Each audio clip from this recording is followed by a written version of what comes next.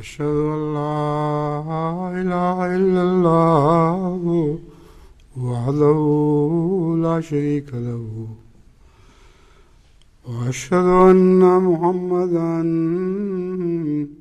عبده ورسوله أما بعد فأعوذ بالله من الشيطان الرجيم بسم الله الرحمن الرحيم الحمد لله رب العالمين الرحمن الرحيم مالك يوم الدين إياك نعبد وإياك نستعين اهدنا الصراط المستقيم صراط الذين أنعمت عليهم غير المغضوب عليهم ولا الضالين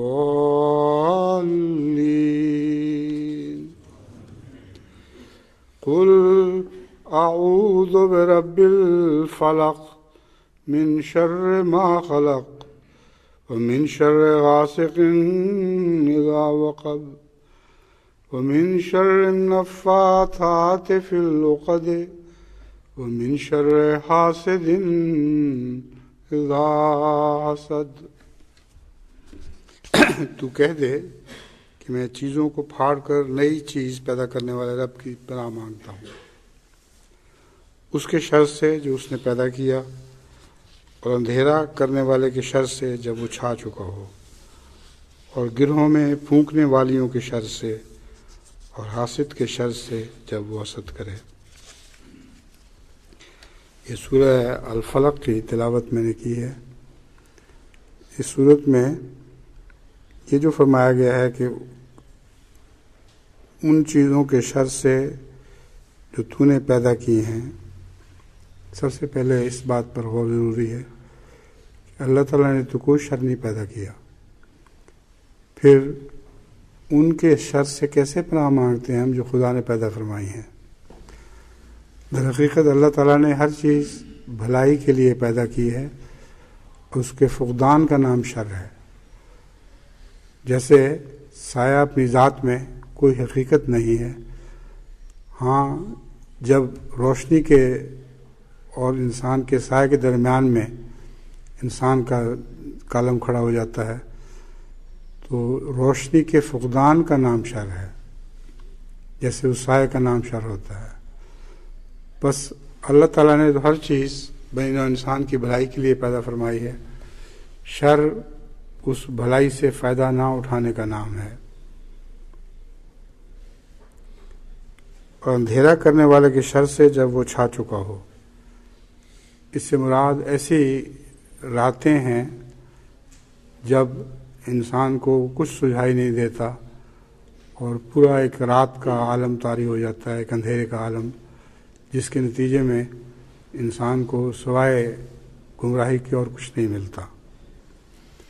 بس انسان کے لیے براہ راست بعض دفعہ ایسے مواقع آتے ہیں کہ جب کہ ہدایت کا سورج چھپ جاتا ہے اور اندھیرا چھا جاتا ہے، تو خصوصاً اس موقع پر اللہ تعالیٰ نے اس اندھیرے کے شر سے بچنے کی دعا سکھائی ہے۔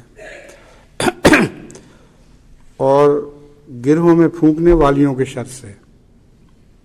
گروہ میں پھونکنے والیاں کون ہیں؟ ایسی قومیں ہیں جو ڈیوائیڈ اینڈ رول پر ایمان رکھتی ہیں، اور تمام دنیا میں ان کا یہی حال ہے۔ جہاں بھی انہوں نے ملکوں پر، نوآبادیات پر حکومت کی ہے، وہاں بنیادی اصول ان کا یہی رہا ہے کہ ڈیوائیڈ اینڈ رول۔ تو جو گروہ میں پھونکنے والی ہیں وہ یہی قومیں ہیں جو انسان کو انسان سے لڑاتی اور طاقتور سے طاقتور ملکوں کو بھی زیر نگیں کر لیتی ہیں، اس لیے کہ ان کی طاقت کو آپس میں لڑا دیتی ہیں۔ پھر حاسد کے شر سے جب وہ حسد کرے۔ اب حاسد فطرتاً ایک انسان ہو سکتا ہے، مگر اگر کوئی اس کا دشمن نیچے گر رہا ہو تو اس کو حسد نہیں ہوگا. حسد ہمیشہ اس وقت کرے گا جب وہ ترقی کر رہا ہو. تو من شر حاسد اذا حسد میں اس بات کی پیشگوئی ہے کہ اسلام ترقی کرتا چلا جائے گا، اور جب ترقی کرے گا تو دوسرے کو حسد پیدا ہوگا، اور جس وقت حسد پیدا ہوگا اس وقت اس کے شر سے پناہ مانگو. جس وقت حسد پیدا ہوگا اس وقت شر سے پناہ مانگو میں یہ پیشگوئی ہے کہ تمہیں ہمیشہ کے لیے ترقی کی راہ پہ آگے بڑھنا ہے، اور دشمن کے لیے ہمیشہ حسد کے موقع پیدا ہوتے رہیں گے. اس صورت کی تلاوت کے بعد اور اس کی مختصر تشریح کے بعد اب میں حسد وغیرہ سے متعلق آپ کو حضرت صلی اللہ علیہ وآلہ وسلم کی بعض احادیث سناتا ہوں. حضرت ابو ہریرہ رضی اللہ تعالیٰ عنہ بیان کرتے ہیں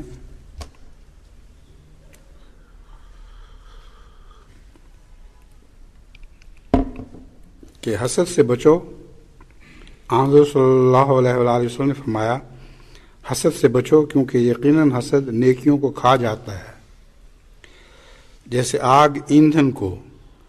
یہ راوی کہتے ہیں کہ حضور نے شاید یہ فرمایا جڑی بوٹیوں کو کھا جاتی ہے. تو جس شخص کی طبیعت میں حسد ہو اس کی کوئی بھی دعا مقبول نہیں ہوتی، کیونکہ وہ ہمیشہ دشمن کو بغض کی نظر سے دیکھتا ہے، اور جو اللہ کے بندوں سے بغض کرتا ہے پھر اللہ اس کو اس کی سزا وہی دیتا ہے. حضرت انس رضی اللہ تعالیٰ عنہ سے روایت ہے کہ حضرت صلی اللہ علیہ وسلم نے فرمایا حسد نیکیوں کو اس طرح کھا جاتا ہے جس طرح آگ ایندھن کو کھا جاتی ہے، اور صدقہ خطاؤں کو اس طرح بجھا دیتا ہے جس طرح پانی آگ کو بجھا دیتا ہے، اور نماز مومن کا نور ہے اور روزے آگ کے خلاف ڈھال ہیں. حضرت انس بن مالک رضی اللہ تعالیٰ عنہ سے مروی ہے کہ حضور صلی اللہ علیہ وسلم نے فرمایا آپس میں بغض نہ رکھو اور نہ ایک دوسرے سے حسد کرو، اور نہ ایک دوسرے کی عدم موجودگی میں اس کی برائی بیان کرو، اور اللہ کے بندے بھائی بھائی بن جاؤ. کسی مسلمان کے لیے جائز نہیں کہ وہ اپنے بھائی سے 3 روز سے زیادہ قطع تعلقی کرے.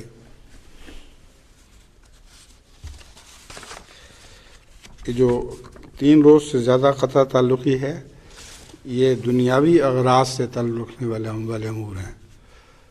دنیا میں اگر اسے کسی سے نقصان پہنچا ہو تو اس کا غصہ زیادہ سے زیادہ 3 دن رکھے، اس کے بعد غصہ تھوک دے.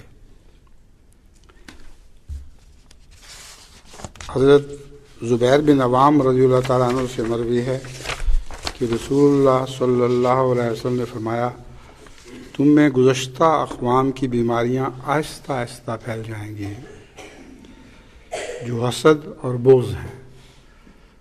گزشتہ قوموں کو انہی چیزوں نے ہلاک کیا. حسد اور بغض ان کی ساری ترقی اور نیکی کو چاٹ گئیں، اور بغض تو مونڈ کے رکھ دینے والی بیماری ہے. جیسے سر مونڈا جاتا ہے، آپ نے فرمایا بال مونڈنے والی نہیں بلکہ دین کو مونڈ کر رکھ دینے والی ہے. اس ذات کی قسم جس کے قبضہ قدرت میں محمد صلی اللہ علیہ وسلم کی جان ہے، تم اس وقت تک مومن نہیں کہلا سکتے جب تک باہم محبت نہ کرنے لگو گے، اور وہ یہ ہے کہ آپس میں السلام علیکم کہنے کو رواج دو. اب السلام علیکم تو روزمرہ کا دستور ہے ہمارا، ہر مسلمان جب دوسرے کو ملتا ہے السلام علیکم کہتا ہے، لیکن یہاں السلام علیکم سے مراد حقیقی السلام علیکم ہے، یعنی اس کے یہ خوشخبری دینا کہ تمہیں میری طرف سے کبھی کوئی شر نہیں پہنچے گا. ورنہ اب تو السلام علیکم کہنے کے جرم میں احمدیوں کو پاکستان میں بڑی بڑی سزائیں بھی ملتی ہیں. تو ان کو دل میں السلام علیکم کہہ دینا چاہیے، اونچی زبان میں منحوسوں کو السلام علیکم نہیں کہنا چاہیے، کیونکہ رسول اللہ صلی اللہ علیہ وسلم نے فرمایا ہے السلام علیکم کہو، اس کو رواج دو تو اس سے بوجھ کم ہوتا ہے اور نیکیاں پھیلتی ہیں۔ بس احمدیوں کو یہی نصیحت ہے کہ وہ دل سے ہر ایک کی اچھائی چاہیں اور اسے السلام علیکم کہیں، مگر منہ سے نہ کہیں۔ ایک دفعہ کا واقعہ ہے کہ پاکستان میں ایک احمدی نے کسی ملا کو السلام علیکم کہہ دیا، اس نے شور مچایا اور سب اس کو پکڑ کے تھانے دار کے پاس لے گئے۔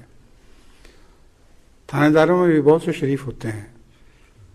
اس نے جب یہ سنا کہ السلام علیکم کے جرم میں اس کو پکڑ کے میرے پاس لائے ہیں، تو اس نے کہا دیکھو آج تو میں اس کا چلان ہرگز نہیں کروں گا، تم جتنا مرضی زور لگا لو، میں نے ہرگز چلان نہیں کرنا، میرے اوپر افسروں سے حکم دلا دو تب بھی میں نہیں کروں گا۔ اس نے السلام علیکم کہا ہے، اس پہ کیا جرم ہے؟ لیکن اس احمدی کو مخاطب کر کے کہا کہ اگر آئندہ تم نے اس خبیث کو السلام علیکم کہا تو پھر نہیں میں تمہیں چھوڑوں گا، تم لعنت اللہ علیکم کہہ دیا کرو، اور یہ پاکستان کے قانون کے مطابق کوئی جرم نہیں ہے۔ اس لیے جب آئندہ سے جب اس کی شکل دیکھو اس کو لعنت اللہ علیکم کہہ دیا کرو، اور یہی اس کی جزا ہے۔ بس حضرت صلی اللہ علیہ وآلہ وسلم جس السلام علیکم کی بات کرتے ہیں وہ السلام علیکم دل سے نکلتا ہے اور یقین دلا دیتا ہے کہ میری طرف سے تمہیں شر نہیں پہنچے گا۔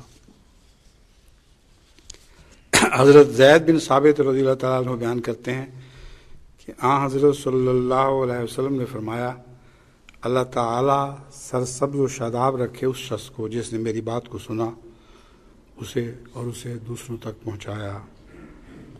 3 باتیں ایسی ہیں جن کے بارے میں ایک مسلمان کا دل کینہ نہیں رکھ سکتا۔ اللہ کی خاطر اخلاص سے کام کرنا۔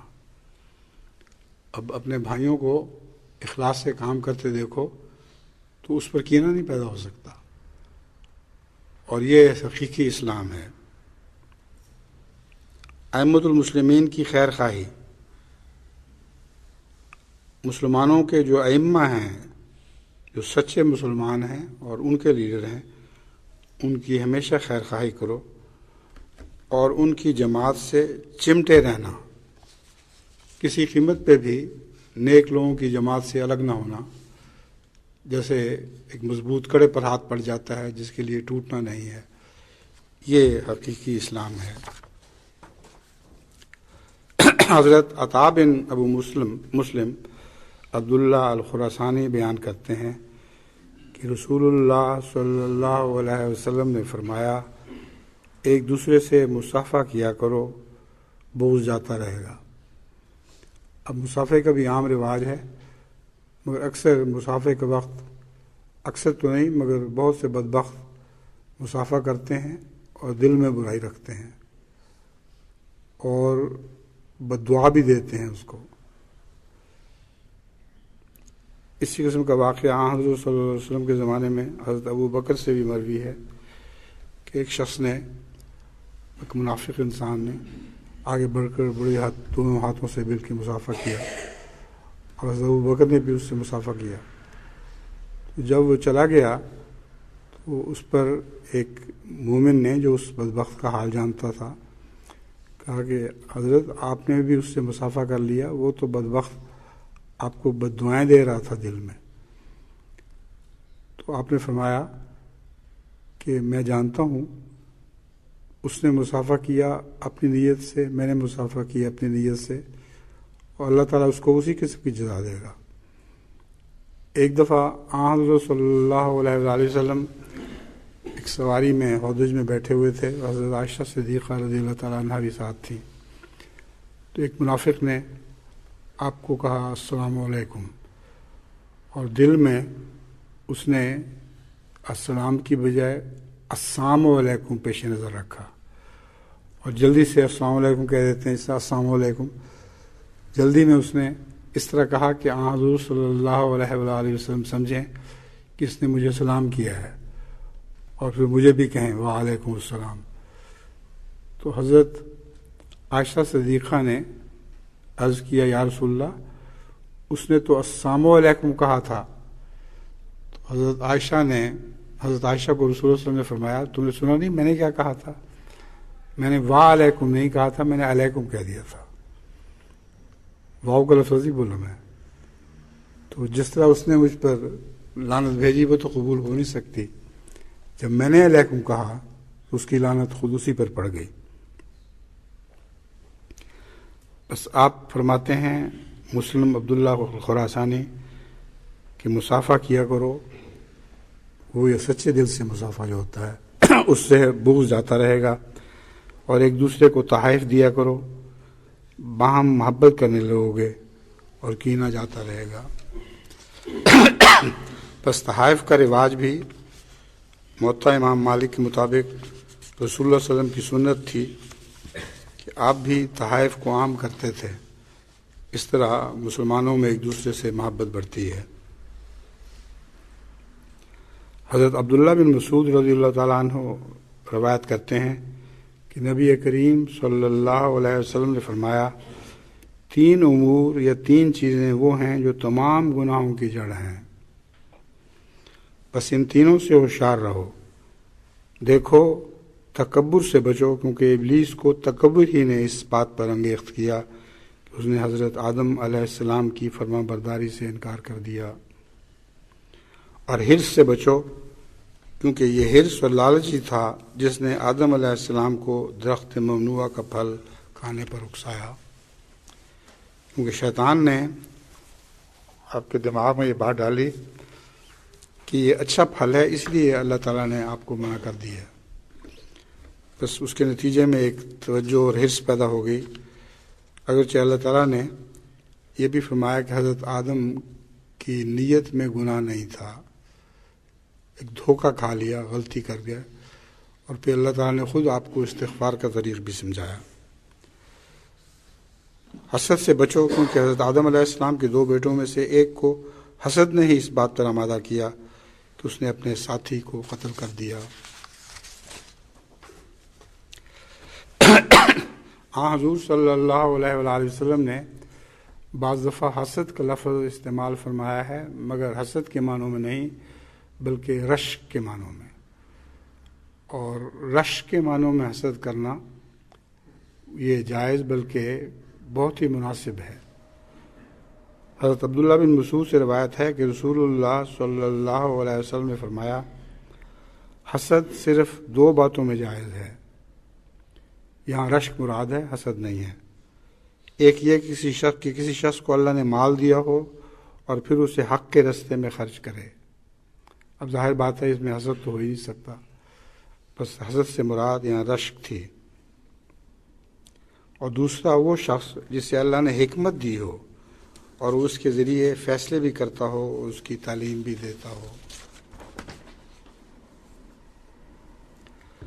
اب میں حضرت اقدس مسیح موعود علیہ الصلوۃ والسلام کے چند اقتباسات آپ کے سامنے رکھتا ہوں.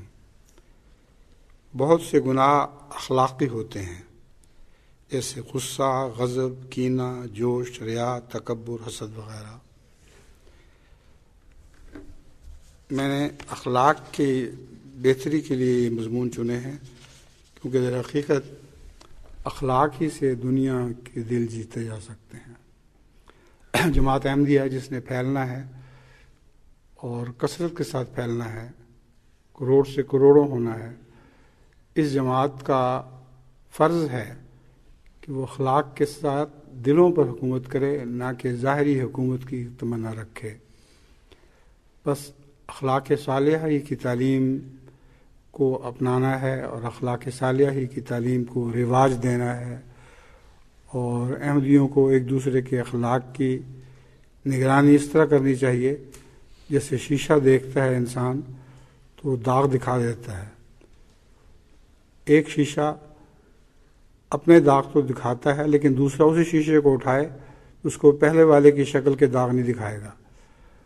بس المومن و مرآۃ المومن میں یہی حکمت ہے کہ حضور صلی اللہ علیہ وآلہ وسلم کے فرمان کے مطابق ایک مومن شیشے کو دیکھتا ہے، وہ اس کے عیوب اس کو ظاہر کرتا ہے، مگر اس طریق پر کہ اس پر اس کو غصہ نہیں آتا، بلکہ اچھا شیشہ ہو تو اتنا ہی پیار بڑھے گا. اگر اس کا شیشہ دوسرے کو اس کے عیوب دکھائے تو لازماً اس کو اس پر غصہ آئے گا، اس کو توڑ دے گا. تو مومن کو اس طرح مومن کے اخلاق درست کرنے چاہیے کہ پیار اور حکمت سے علیحدگی میں بات کرے اور اس رنگ میں بات کرے کہ اس کو غصہ نہ آئے، بلکہ اس نصیحت کے نتیجے میں اس کا پیار بڑھے. بس حضرت مسیح علیہ السلام فرماتے ہیں بہت سے گناہ اخلاقی ہوتے ہیں، جیسے غصہ، غضب، کینہ، جوش، ریا، تکبر، حسد وغیرہ. یہ سب بد اخلاقیاں ہیں جو انسان کو جہنم تک پہنچا دیتی ہیں. اور اسی طرح پر بہت سے برے خلق ہوتے ہیں جن کا انسان کو علم بھی نہیں ہوتا، اس لیے وہ ان پر کبھی غور نہیں کرتا اور نہ فکر کرتا ہے. ہمیشہ انسان ان اخلاق پر غور کرتا ہے جو اس کے فائدے کے ہوں. جب اس کے فائدے کے خلاف کوئی بات ہو رہی ہو تو یہ غور نہیں کرتا کہ میرے دل میں اس کے متعلق کیا خیال پیدا ہوا ہے. اس وقت غصے کا اور جوش اور غضب کا خیال پیدا ہوا کرتا ہے اور اس پر غور ہی نہیں کرتا کہ کسی نے میری برائی کی ہے تو میں نے اس برائی کے نتیجے میں اس کے اپنے دل میں اس کے خلاف کیا جذبہ پایا تھا. یہ خود بخود ایک خودرو جذبہ ہے جو پیدا ہو جاتا ہے اور اس طرف وہ انسان خیال نہیں کرتا. اب فرماتے ہیں ایسا ہی ایک حسد ہے کہ انسان کسی کی حالت یا مال و دولت کو دیکھ کر کڑتا اور جلتا ہے اور چاہتا ہے کہ اس کے پاس نہ رہے. اس سے بجوز اس کے کہ وہ اپنی اخلاقی قوتوں کا خون کرتا ہے کوئی فائدہ نہیں اٹھا سکتا. پھر حضرت مسیح علیہ السلام فرماتے ہیں اصل میں صفات کل نیک ہوتے ہیں، جب ان کو بے موقع اور ناجائز طور پر استعمال کیا جاوے تو وہ برے ہو جاتے ہیں اور ان کو گندا کر دیا جاتا ہے. لیکن جب انہی صفات کو افراط تفرید سے بچا کر، افراط اور تفرید کا مطلب ہے ان کے اصل سے بہت بڑھا کر یا بہت نیچا دکھا کر، یعنی صراط مستقیم پر نہ چلے بلکہ یا ایک طرف جھک جائے یا دوسری طرف جھک جائے، محل اور موقع پر استعمال کیے جاوے تو ثواب کا موجب ہوتے ہیں. یعنی ان میں نہ افراط ہو، نہ تفرید ہو، نہ حد سے زیادہ غصہ ہو، نہ حد سے زیادہ نرمی ہو، تو ایسی صورت میں وہ ثواب کا موجب بن جاتے ہیں. قرآن مجید میں ایک جگہ فرمایا ہے من شر حاسد اذا حسد، اور دوسری جگہ السابقون الاولون. اب سبقت لے جانا بھی تو ایک قسم کا حسد ہی ہے. سبقت لے جانے والا کب چاہتا ہے کہ اس سے کوئی اور آگے بڑھ جاوے. یہ صفت بچپن ہی سے انسان میں پائی جاتی ہے. اگر بچوں کو آگے بڑھنے کی خواہش نہ ہو تو وہ محنت نہیں کرتے. اب یہ صفت جو آگے بڑھنے کی صفت ہے یہ خود حضرت اقدس محمد رسول اللہ صلی اللہ علیہ وسلم میں بھی تھی، لیکن برمحل تھی. ایک دفعہ آپ نے حضرت عائشہ صدیقہ رضی اللہ تعالیٰ عنہ سے دوڑ کی تو حضرت عائشہ صدیقہ آگے نکل گئیں. اس وقت آپ خاموش رہے. پھر ایک اور موقع پر دوڑ کی تو وہ پیچھے رہ گئیں. اب نے فرمایا تل کا بے تل کا، کہ یہ اس کا بدلہ ہے، اور اس سے زیادہ کوئی بات نہیں کی. تو یہ بھی تو ایک قسم کا رشک ہی تھا کہ میری بیوی، نوجوان بیوی آگے نکل گئی ہے تو پھر خدا نے آپ کو موقع دیا کہ آپ بھی حضرت عائشہ صدیقہ کو ہرا دیں. بس یہ بھی بظاہر اس کو حسد کہا جاتا ہے مگر بمعنی رشک ہے. یہ اسی لیے حضرت مسیح علیہ السلام فرماتے ہیں سبقت لے جانا بھی تو ایک قسم کا حسد ہی ہے. سبقت لے جانے والا کب چاہتا ہے کہ اس سے اور کوئی آگے بڑھ جاوے. یہ صفت بچپن ہی سے انسان میں پائی جاتی ہے. اگر بچوں کو آگے بڑھنے کی خواہش نہ ہو تو محنت نہیں کرتے اور کوشش کرنے والے کی استعداد بڑھ جاتی ہے. سابقون گویا حاسد ہی ہوتے ہیں، اور مومن کا تو نصب العین ہی سبقت لے جانا ہے. اگر اس جگہ حسد کا مادہ مصفہ ہو کر سابق ہو جاتا ہے، اسی طرح حاسد ہی بہشت میں سبقت لے جائیں گے. حاسد بمعنی رشک مراد ہے. ورنہ حاسد تو بہشت کا جو سچ غلط معنوں میں جو حاسد ہیں وہ تو بہشت کا منہ بھی نہیں دیکھیں گے۔ حضرت مسیح موعود علیہ الصلوۃ والسلام فرماتے ہیں ہماری روحانی زندگی کی طرز ہماری جسمانی زندگی کی طرز سے نہایت مشابہ ہے۔ ہم دیکھتے ہیں کہ ہر جگہ ایک ہی مزاج اور طبیعت کی اغذیہ یعنی غذائیں اور ادویہ پر زور مارنے سے ہماری صحت بحال نہیں رہ سکتی۔ ادویہ دوا کی جمع ہے، اغذیہ غذا کی جمع ہے۔ تو صرف ایک ہی قسم کی غذا کھائی جائے اور ایک ہی قسم کی دوائیں لیے جائیں تو انسان کی صحت خراب ہو جاتی ہے۔ اور انسان کو اللہ تعالیٰ نے دانت اور داڑیں ایسے عطا فرمائے ہیں جس میں گوشت کھانے کے لیے بھی مادہ موجود ہے اور بے گوشت کی سبزیاں کھانے کا بھی مادہ موجود ہے، بس اس کی دانتوں کی بناوٹ ہی اس کو دوسرے سارے جانوروں سے اس لیے اس پہلو سے ممتاز کرتی ہے کہ وہ بیک وقت گوشت بھی کھا سکتا ہے اور نرم سبزیاں بھی کھا سکتا ہے۔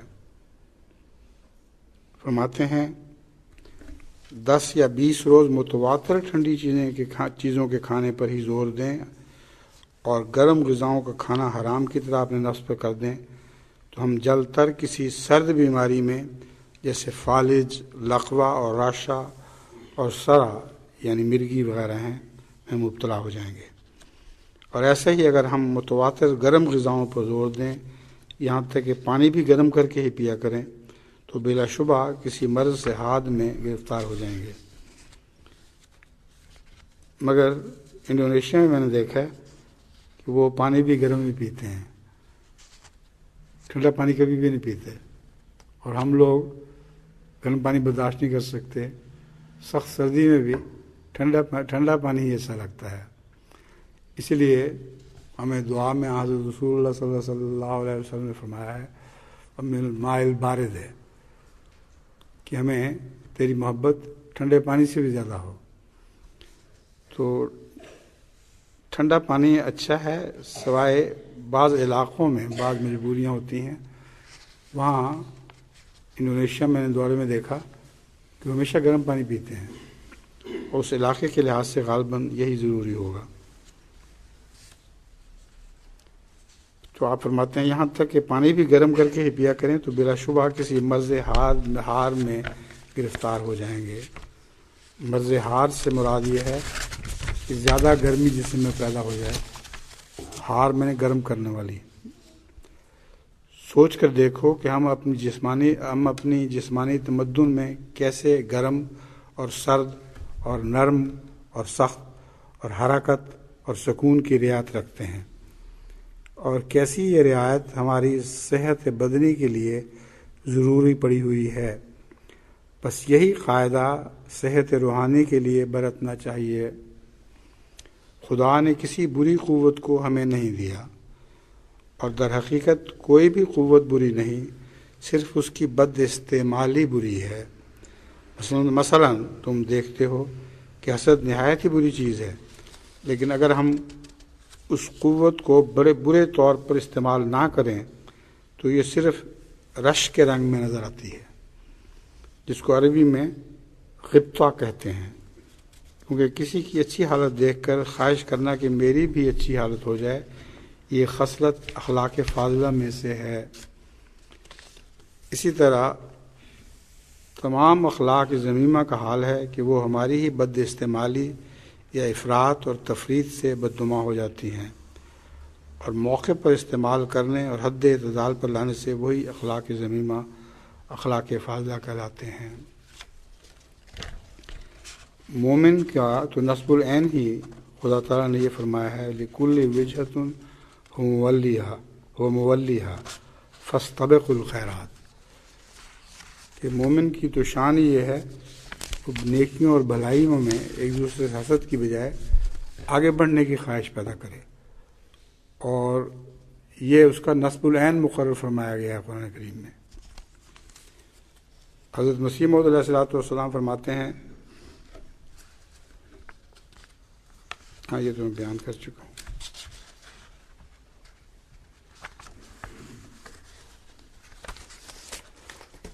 ایک اور تحریر میں حضرت اقدس مسیح موعود علیہ الصلوۃ والسلام فرماتے ہیں انسان موٹی موٹی بدیوں کو تو آسانی سے چھوڑ بھی دیتا ہے جو نظر آ جاتی ہیں کھلی کھلی، لیکن بعض بدیاں ایسی باریک اور مخفی ہوتی ہیں کہ اول انسان مشکل سے انہیں معلوم کرتا ہے اور پھر ان کا چھوڑنا اسے بہت ہی مشکل ہوتا ہے۔ اس کی ایسی مثال ہے کہ محرقہ بھی وہ سخت تپ ہے مگر اس کا علاج کھلا کھلا ہو سکتا ہے۔ محرقہ سے مراد ٹائیفائڈ ہے، یہ بہت ضدی اور خطرناک بیماری ہے، لیکن ظاہر ہو جاتا ہے، بس اس کا علاج ناممکن نہیں ہے، مناسب دواؤں سے اس کا علاج ہو سکتا ہے، لیکن تپدق جو اندر ہی کھا رہا ہے اس کا علاج بہت ہی مشکل ہے۔ بعض دفعہ لوگوں کو تپدق کی بیماری ہوتی ہے اور پتہ ہی نہیں چلتا کہ اندر اندر کیا حال کر رہی ہے۔ جب پھیپھڑوں کی رگیں پھٹ جاتی ہیں تو اس وقت پتہ چلتا ہے کہ تپدق نے کھوکھلا کر دیا تھا۔ اسی طرح پر یہ باریک اور مخفی بدیاں ہوتی ہیں جو انسان کو فضائل کے حاصل کرنے سے روکتی ہیں۔ یہ اخلاقی بدیاں ہوتی ہیں جو ایک دوسرے کے ساتھ میل ملاپ اور معاملات میں پیش آتی ہیں، اور ذرا ذرا سی بات اور اختلاف رائے پر دلوں میں بغض و کینہ، حسد، ریا، تکبر پیدا ہو جاتا ہے اور اپنے بھائی کو حقیر سمجھنے لگتا ہے۔ اس قسم کی باریک بدیاں ہوتی ہیں جن کا دور کرنا بہت مشکل ہوتا ہے، اور شریعت ان باتوں کو جائز نہیں رکھتی۔ ان بدیوں میں عوام ہی مبتلا نہیں ہوتے بلکہ وہ لوگ جو متعارف اور موٹی موٹی بدیاں نہیں کرتے اور خواص سمجھے جاتے ہیں وہ بھی اکثر مبتلا ہو جاتے ہیں۔ ان سے خلاصی پانا اور مرنا ایک ہی بات ہے، یعنی موت وارد کر دی جائے اپنے اوپر تو پھر ان سے خلاصی ہوتی ہے، یعنی اپنی برائیوں پر للہ موت وارد کر دے انسان۔ جیسے صوفی کہتے ہیں موتو قبل ان تموتو، کہ اپنے آپ کو مار دو بیشتر اس کے کہ تم مارے جاؤ اور خدا کی تقدیر تم پہ پکڑ لے۔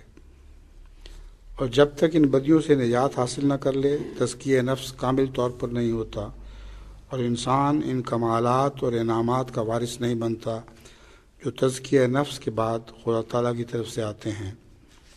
بعض لوگ اپنی جگہ سمجھ لیتے ہیں کہ ان اخلاقی بدیوں سے ہم نے خلاصی پا لی، لیکن جب کبھی موقع پڑتا ہے اور کسی سفیہ سے مراد ہے کسی بے وقوف سے مقابلہ ہو جاوے تو انہیں بڑا جوش آتا ہے اور پھر وہ گند ان سے ظاہر ہوتا ہے جس کا وہم و گمان بھی نہیں ہوتا۔ اس وقت پتہ لگتا ہے کہ ابھی کچھ بھی حاصل نہیں کیا اور وہ تزکیہ نفس جو کامل کرتا ہے میسر نہیں۔ اس سے یہ بھی معلوم ہوتا ہے کہ یہ تزکیہ جس کو اخلاقی تزکیہ کہتے ہیں بہت ہی مشکل ہے اور اللہ تعالیٰ کے فضل کے بغیر حاصل نہیں ہوتا۔ اس فضل کے جذب کرنے کے لیے بھی وہی 3 پہلو ہیں، اول مجاہدہ، دوم تدبیر، اول مجاہدہ اور تدبیر، دوم دعا اور سوم صحبت صادقین۔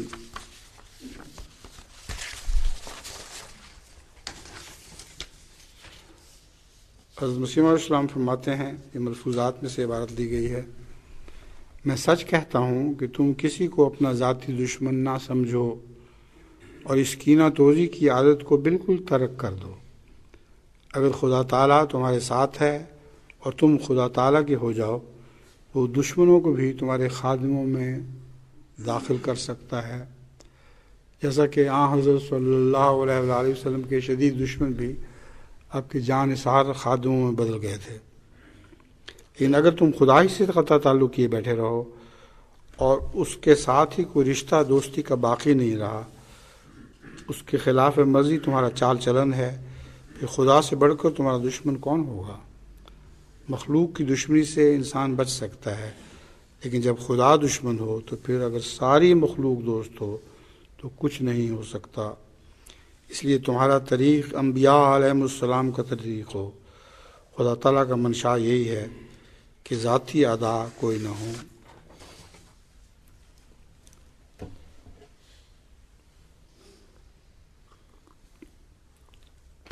مراد یہ ہے آزاد تو ہوتے ہیں، مگر جیسا کہ رسول اللہ صلی اللہ علیہ وسلم نے فرمایا الحب فی اللہ ہے والبغض فی اللہ ہے، کہ محبت بھی خدا کی خاطر کی جائے اور بغض بھی خدا ہی کی خاطر کیا جائے۔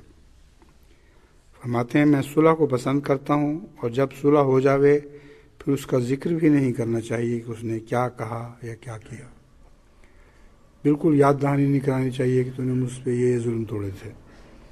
میں خدا تعالیٰ کی قسم کھا کر کہتا ہوں کہ اگر کوئی شخص جس نے مجھے ہزاروں مرتبہ دجال اور کذاب کہا ہو اور میری مخالفت میں ہر طرح کی کوشش کی ہو اور وہ صلح کا طالب ہو، تو میرے دل میں خیال بھی نہیں آتا اور نہیں آ سکتا کہ اس نے مجھے کیا کہا تھا اور میرے ساتھ کیا سلوک کیا تھا۔ ہاں، خدا تعالیٰ کی عزت کو ہاتھ سے نہ دے۔ یہ سچی بات ہے، یا خدا تعالیٰ کی عزت کو ہاتھ سے نہ دے سے مراد ہے کہ اللہ تعالیٰ کے متعلق کوئی ناواجب ناجائز کلمہ نہ کہے۔ اس وقت جو میرا جوش ہے وہ للہ ہوتا ہے۔ ایک دفعہ لکھ رہا ہم نے اسٹیشن پر، جو اب شدید دشمن تھا رسول اللہ صلی اللہ علیہ وسلم کا اور آپ کا بھی، اس نے آپ کو السلام علیکم کہا۔ حضرت مسیح موعود علیہ الصلوۃ والسلام نے اس کو دیکھا بھی نہیں، تو کسی مرید نے کہا حضور لکھ رہا ہوں آپ کو السلام علیکم کہتا ہے۔ آپ نے فرمایا میرے آقا کو تو بد دعائیں دیتا ہے اور ان کے خلاف زبان دراز کرتا ہے، مجھے سلام کہتا ہے، مجھے کوئی اس کا سلام قبول نہیں۔ تو یہی یہ حضرت مسیح علیہ السلام کی مراد ہے کہ اگر کوئی صلح کا طالب ہو، خدا تعالیٰ کی عزت کو ہاتھ سے نہ دے، تو میں بھی اس سے صلح کروں گا۔ یہ سچی بات ہے کہ جو شخص چاہتا ہے کہ اس کی وجہ سے دوسروں کو فائدہ پہنچے، اس کو کینہ ور نہیں ہونا چاہیے۔ اگر وہ کینہ ور ہو تو دوسروں کو اس کے وجود سے کیا فائدہ پہنچے گا؟ جہاں ذرا اس کے نفس اور خیال کے خلاف ایک امر واقع ہوا، وہ انتقام لینے کو آمادہ ہو گیا۔ اسے تو ایسا ہونا چاہیے کہ اگر ہزاروں نشتروں سے بھی مارا جائے پھر بھی پرواہ نہ کرے۔ میری نصیحت یہی ہے کہ دو باتوں کو یاد رکھو، ایک خدا تعالیٰ سے ڈرو، دوسرے اپنے بھائیوں سے ایسی ہمدردی کرو جیسی اپنے نفس سے کرتے ہو۔ اگر کسی سے کوئی قصور اور غلطی سرزد ہو جائے تو اسے معاف کرنا چاہیے، نہ یہ کہ اس پر زیادہ زور دیا جاوے اور کینہ کشی کی عادت بنا لی جاوے۔ ملفوظات میں ایک یہ بھی فرمان درج ہے، ہم بھی بعض دفعہ کسی پر ناراض ہوتے ہیں، مگر ہماری ناراضگی دین کے واسطے اور اللہ کے لیے ہے، جس میں نفسانی جذبات کی ملونی نہیں ہوتی اور دنیاوی خواہشات کا کوئی حصہ نہیں۔ ہمارا بغض اگر کسی کے ساتھ ہے تو خدا تعالیٰ کے واسطے ہے، اور اس واسطے وہ بغض ہمارا نہیں بلکہ خدا تعالیٰ کا حال ہی ہے، خدا تعالیٰ کا ہی ہے، کیونکہ اس میں کوئی ہماری نفسانی یا دنیاوی غرض نہیں۔ ہم کسی سے کچھ لینا نہیں چاہتے، نہ کسی سے کوئی خواہش رکھتے ہیں۔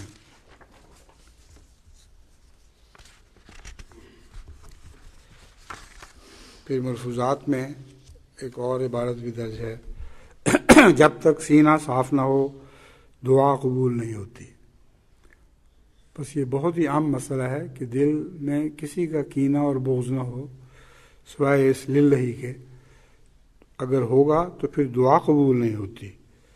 اگر کسی دنیاوی معاملے میں ایک شخص کے ساتھ بھی تیرے سینے میں بغض ہے تو تیری دعا قبول نہیں ہو سکتی۔ اس کو اچھی طرح سے یاد رکھنا چاہیے، اور دنیاوی معاملہ کے سبب کبھی کسی کے ساتھ بغض نہیں رکھنا چاہیے، اور دنیا اور اس کے اسباب کیا ہستی رکھتا ہے کہ اس کی خاطر تم کسی سے عداوت رکھو۔ شیخ سعدی علیہ الرحمت نے کیا عمدہ واقعہ بیان کیا ہے کہ دو شخص آپس میں سخت عداوت رکھتے تھے، ایسا کہ وہ اس بات کو بھی ناگوار رکھتے تھے کہ ہر دو ایک آسمان کے نیچے رہتے ہیں۔ ان میں سے ایک قضائے کار فوت ہو گیا، اس سے دوسرے کو بہت خوشی ہوئی۔ ایک روز اس کی قبر پر گیا اور اس کو اکھاڑ ڈالا تو کیا دیکھتا ہے کہ اس کا نازک جسم خاک آلود ہے اور کیڑے اس کو کھا رہے ہیں۔ ایسی حالت دیکھ کر دنیا کے انجام کا نظارہ اس کی آنکھوں کے آگے پھر گیا اور اس پر سخت رقت طاری ہوئی اور اتنا رویا کہ اس کی قبر کی مٹی کو تر کر دیا اور پھر اس قبر کو درست کرا کر اس پر لکھوایا مکن شادمانی بمرگ کسے کہ دہرت پسز وے نہ ماند بسے، کہ کسی کے مرنے پر خوشی نہ مناؤ کیونکہ تمہارا زمانہ بھی اس کے بعد زیادہ عرصے تک نہیں رہے گا، ہر شخص نے آخر مرنا ہے۔ خدا کا حق تو انسان کو ادا کرنا چاہیے، مگر بڑا حق برادری کا بھی ہے جس کا ادا کرنا نہایت مشکل ہے۔ عام طور پر برادری کے جھگڑے جو ہیں یہ بہت زیادہ سخت ہوتے ہیں اور میرے پاس بھی اکثر شکایتیں برادری کے جھگڑوں کی آتی ہیں۔ ذرا اسی بات پر انسان اپنے دل میں خیال کرتا ہے کہ فلاں شخص نے میرے ساتھ سخت کلامی کی ہے، پھر علیحدہ ہو کر اپنے دل میں اس بدظنی کو بڑھا دیتا ہے اور ایک رائی کے دانے کو پہاڑ بنا لیتا ہے اور اپنی بدظنی کے مطابق اس کینے کو زیادہ کرتا رہتا ہے۔ یہ سب بوجھ ناجائز ہے۔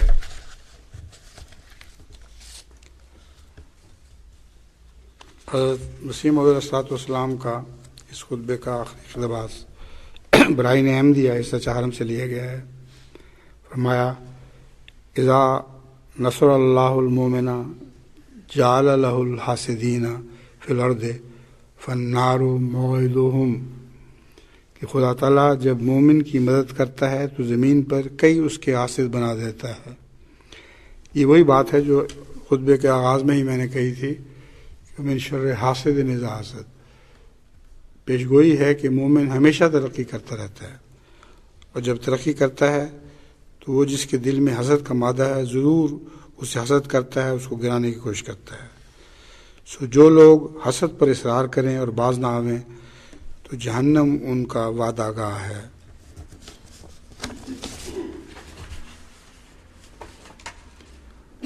بس میں امید رکھتا ہوں کہ جماعت اللہ تعالیٰ کے فضل سے جس نے دنیا میں بہت ترقی کرنی ہے اور ترقی کر رہی ہے، وہ ہمیشہ حاسدین کو حسد کا موقع دیتی رہے گی، یعنی بڑھتی چلی جائے گی، اور جو اللہ کی راہ میں اس کے حاسد ہوں گے ان کو اللہ تعالیٰ اپنے غیظ و غضب کا نشانہ بنائے گا۔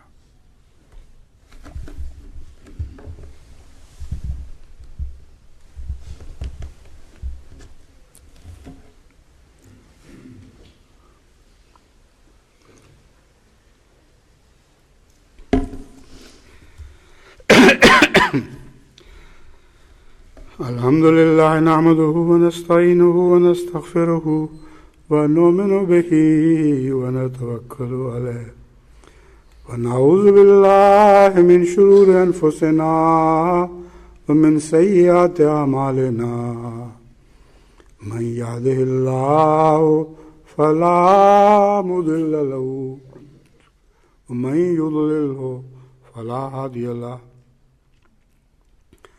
ونشهد أن لا إله إلا الله وحده لا شريك له ونشهد أن محمدا عبده ورسوله عباد الله رحمكم الله إن الله يأمر بالعدل والإحسان وإيتاء ذي القربى وينهى عن الفحشاء والمنکر والبغی یعظکم لعلکم تذکرون۔